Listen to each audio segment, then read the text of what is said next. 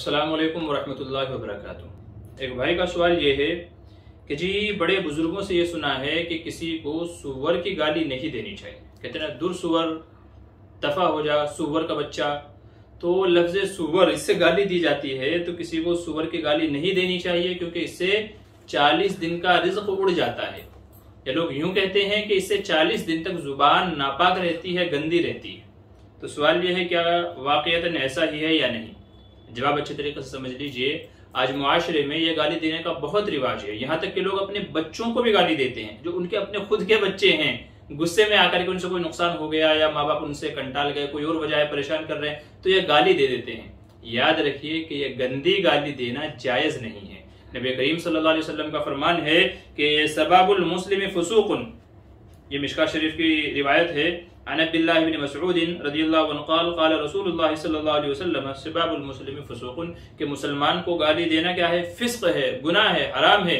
वक़ितालुहु कुफ्रुन, और उससे लड़ाई करना, झगड़ा करना, उससे जंग करना, ये कुफ्र तक पहुंचा देता है। तो मुसलमान को गाली देना ये क्या है? बहुत बड़ा गुनाह है। तो वो चाहे अपने बच्चे हों, कोई दोस्त अहबाब हो, कोई भी हो, तो किसी को भी ये गाली नहीं देनी चाहिए। ये गाली देना क्या है? दुरुस्त नहीं है। इसके जगह कोई और दूसरा लफ्ज इस्तेमाल करना चाहिए जो सामने वाले की जिससे बेइज्जती भी ना होती हो, गुनाह के अंदर भी ना आता हो। तो ये गाली नहीं देनी चाहिए, ये गाली देना जायज नहीं है।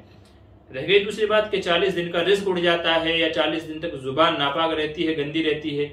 याद रखिए कि इन दोनों बातों के इससे कोई ताल्लुक नहीं है। सिर्फ गाली देने का गुनाह मिलेगा या गाली देना हराम है, लेकिन रिज्क उड़ जाएगा, 40 दिन तक जुबान नापाक रहेगी, ऐसा नहीं है।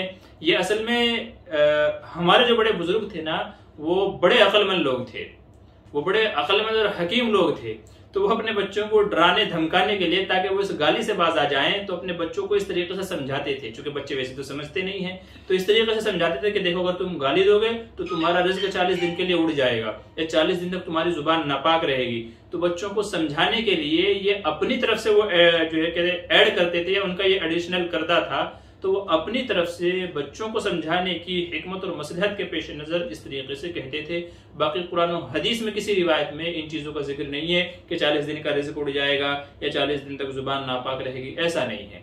तो बड़े बूढ़े जो थे हमारे, वो ताकि हम इस तरह की गंदी गालियां ना दें, तो उससे बाज रखने के लिए हमको मना करते थे। बाकी कुरान और हदीस में ऐसा नहीं है। कोई अगर ये गाली देता है जबकि नहीं देना चाहिए, तो उससे सिर्फ गाली देने से गुनाह होगा।